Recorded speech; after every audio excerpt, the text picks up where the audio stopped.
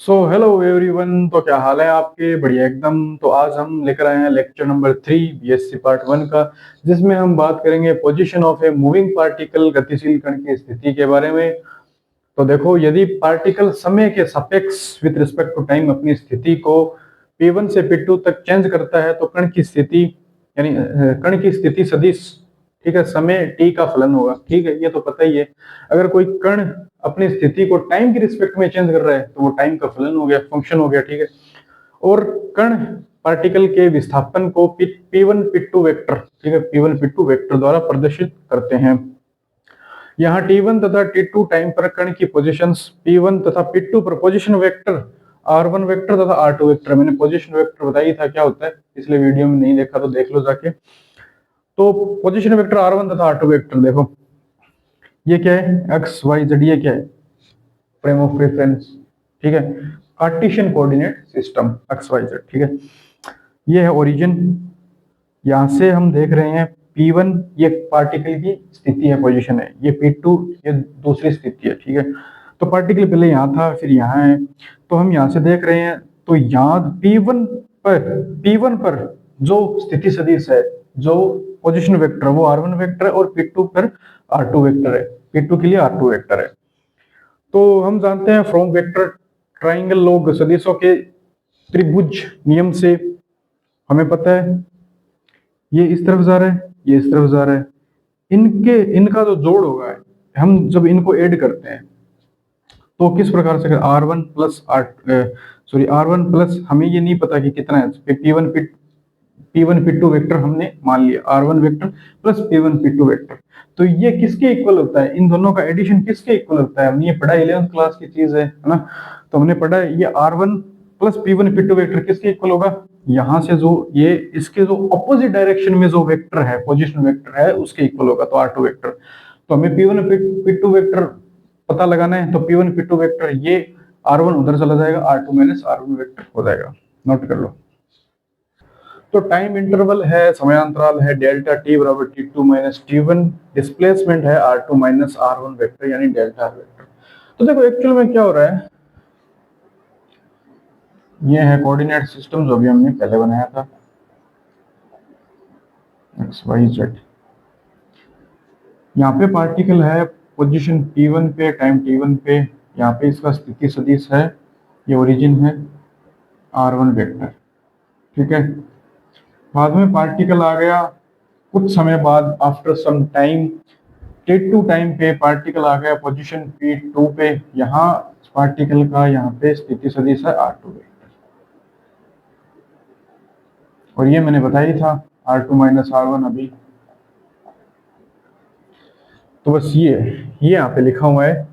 तो अब हम याद करेंगे velocity of particle, v vector क्या होती है, वेलोसिटी चेंज इन डिस्प्लेसमेंट बटा टाइम इंटरवल। ठीक है, तो delta r by delta t, v बराबर delta r by delta t, R2 minus R1 T2 minus T1।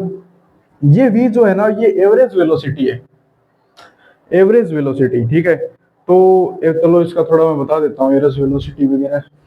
हम ये चेक करते हैं कि क्या ये जो एवरेज वेलोसिटी आई है, क्या ये जो फॉर्मूला आया है हमारे पास, क्या ये फॉर्मूला सही है एवरेज वेलोसिटी का? ये जो एवरेज वेलोसिटी का फॉर्मूला देख रहे हो आप, क्या ये सही है एवरेज वेलोसिटी का? चलो चेक करते हैं। हमें, आपको पता ही होगा कि हम बचपन से पढ़ते आ रहे हैं एवरेज का क्या फॉर्मूला होता है। एवरेज का फॉर्मूला राशियों का योग बटा राशियों की संख्या, sum of all values, sum of all values, number of values, sum of all values, number of values, जो हमें वैल्यूज दी गई है उनका। ठीक है, तो एग्जांपल लेते हैं, एक बढ़िया सा एग्जांपल लेते हैं। मान लो यहाँ पे एक कार है, ठीक है, ये कार है, ये कार रेस्ट में है, यहाँ पे खड़ी है। मैं टाइम स्टार्ट करता हूँ, टाइम या फिर कोई भी चीज कहाँ से स्टार्ट होती है, जीरो पे, जीरो से स्टार्ट होती है। तो मैं t बराबर 0 पे, कार में कोई डिस्प्लेसमेंट नहीं है, डिस्प्लेसमेंट है 0, अभी t बराबर 0 पे डिस्प्लेसमेंट 0 है। फिर टाइम जैसे जैसे बढ़ता है, टाइम जैसे जैसे आगे चलता है, 1 सेकेंड, 2 सेकेंड, 3 सेकेंड, 4 सेकेंड, तो वैसे वैसे कार आगे बढ़ती है, कार स्टार्ट हो जाती है, स्टार्ट हो गई और ये आगे आगे चलती है। ठीक है, तो यहाँ पे हम लेते हैं टाइम, यहाँ पे लेते हैं डिस्प्लेसमेंट।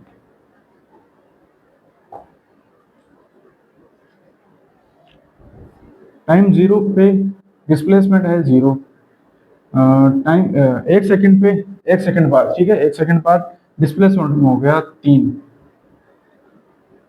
2 सेकेंड पे हो गया मान लो 6, 3 पे हो गया मान लो 10, 4 पे हो गया 15 और 5 पे हो गया 20। चलो ठीक है, अब निकालते हैं change in displacement. Change in displacement कितना यहाँ पे 3, 3, 4, 5, ये भी 5। टाइम इंटरवल कितना है? 1, 1, 1, 1, 1। ठीक है, अब हम निकालते हैं वेलोसिटी। वेलोसिटी, वेलोसिटी निकाल लो। वेलोसिटी क्या होती है? चेंज इन डिस्प्लेसमेंट बटा टाइम इंटरवल। ये रहे आपके सामने चेंज इन डिस्प्लेसमेंट, ये रहे टाइम इंटरवल। ठीक है, ये एक एक एक तो भाग लगा दो सब में, सब में एक एक का भाग लगेगा ऐसे 1 1 1, वापिस वही क्वांटिटी जो यहाँ पे लिखा है वापिस वही आ जाएगा। 3 3 4 5 5, 3 3 4 4। ठीक है, अब हमें निकालना है एवरेज वेलोसिटी। एवरेज वेलोसिटी निकालना है तो राशियों का योग बटा राशियों की संख्या, सम ऑफ ऑल वैल्यूज।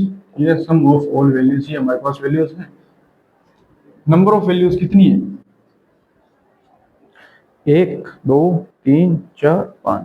ठीक है, 5 को लगा दो भाग, 3 और 3 6, 6 और 4 10, 10 और 5 15, 15 और 5 20, 20 बटा 5 4 मीटर पर सेकेंड। हमने आज तक जो हम एवरेज का फॉर्मूला पढ़ते आए हैं उस फॉर्मूले से हमें वेलोसिटी मिली 4 मीटर पर सेकंड, एवरेज वेलोसिटी मिली 4 मीटर पर सेकंड। तो चलो अब इस फॉर्मूले से चेक करते हैं R2 क्या है। R2 क्या होता है? R2 यहाँ पे है फाइनल डिस्प्लेसमेंट।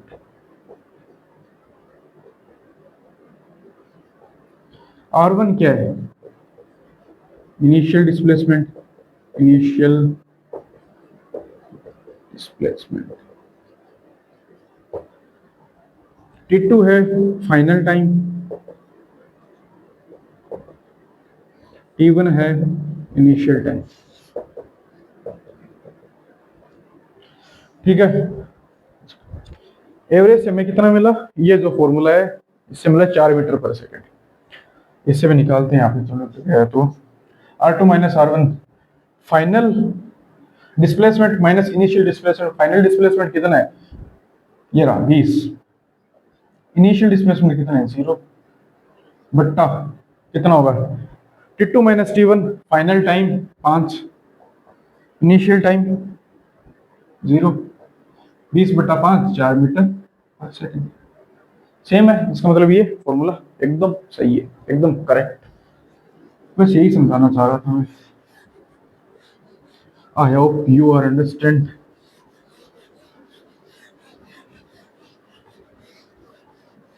आगे बढ़ते हैं। हाँ, when del T tends to zero, del T tends to zero यानी इसका मतलब है बहुत ही कम टाइम डिफरेंस, जितना टाइम है उतना ही पड़ा है। ठीक है, कोई कुछ टाइम डिफरेंस नहीं है, टी जीरो नहीं है, टाइम डिफरेंस जीरो है। टाइम जीरो नहीं है, टाइम डिफरेंस जीरो है। एक्चुअली टाइम डिफरेंस भी जीरो है नहीं, वो मतलब ये कहना चाहे, इसका मतलब होता है टेंस टू जीरो। इसका मतलब होता है कि ऑलमोस्ट ऑलमोस्ट टाइम जीरो ही है, टाइम डिफरेंस जीरो है। ठीक है, जैसे एग्जांपल के लिए पहले था टाइम मान लो 2 सेकंड, ठीक है, फिर बाद में हो गया 2.0000001। ये अब इनका अंतर निकाल लो, डिफरेंस निकाल लो, तो निकाल लो कितने जीरो है? 3 3 6, 3 और 3 6,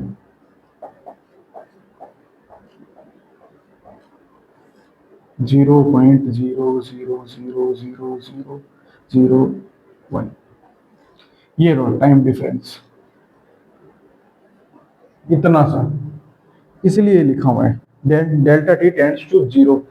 जब टाइम डिफरेंस जीरो की ओर जा रहा है, मतलब टाइम डिफरेंस है ही नहीं, ऑलमोस्ट जीरो, तब जो हमारी एवरेज वेलोसिटी है वो बन जाती है इंस्टेंटेनियस वेलोसिटी। क्या मतलब इंस्टेंटेनियस? इंस्टेंटेनियस का मतलब उसी एक पर्टिकुलर टाइम पे देख रहे हैं, पर्टिकुलर जैसे 2 सेकंड है तो 2 सेकंड पे ही देख रहे हैं, तो उस टाइम लगता है अवकलन के फॉर्मूले, तब हम वेलोसिटी निकालते हैं अवकलन से, यानी डिफरेंशिएशन, डिफरेंशिएट करके निकालते हैं, ठीक है, अवकलन करके निकालते हैं। ये होता है dr बाई dt। तो अवकलन से फिर आप वेलोसिटी निकालो, या r यहाँ पे टाइम का फंक्शन है, r बराबर एफ टी। ओके, ठीक है, आगे चलते हैं।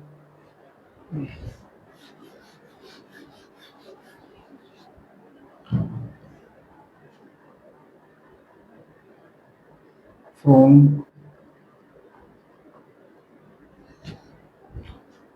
definition of acceleration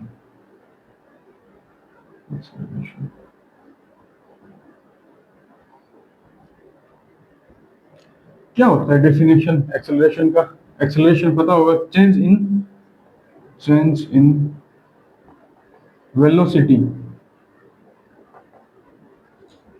change in velocity बटा time interval,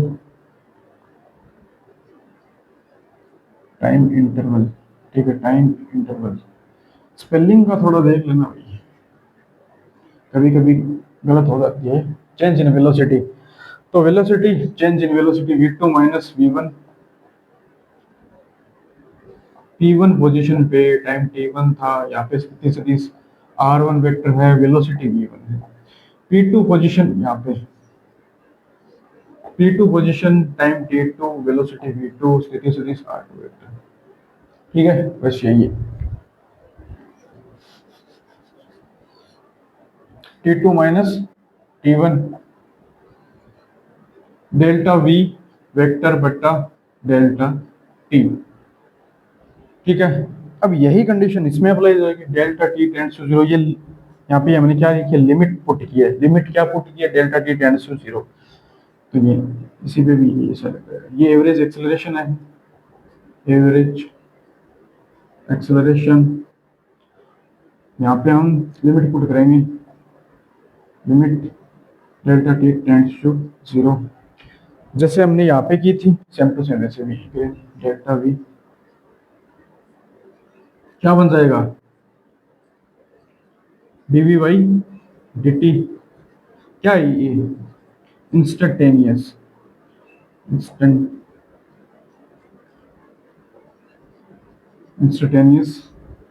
acceleration,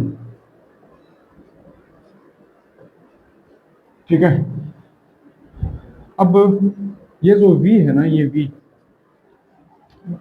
dr by dt, ये यहाँ पे पुट कर दो, d बाई dt और v का मान रख दिया dr by dt, A vector बराबर डबल अवकलन, डबल डिफरेंशिएशन, ऐसा ही इसे लिखते हैं D square R D T square. ये हमें एक्सेलरेशन मिल गया in terms of position vector, double differentiation है ये, डबल डिफरेंशिएशन, ठीक है। ये D R by D T, यहाँ पे हमने रखा D square R D T square वगैरह, ठीक है, ओके, नोट कर लो। तो ये लेक्चर यहीं तक था, इस लेक्चर को करते हैं फिनिश। पढ़ाई करते रहो, खुश रहो, मस्त रहो।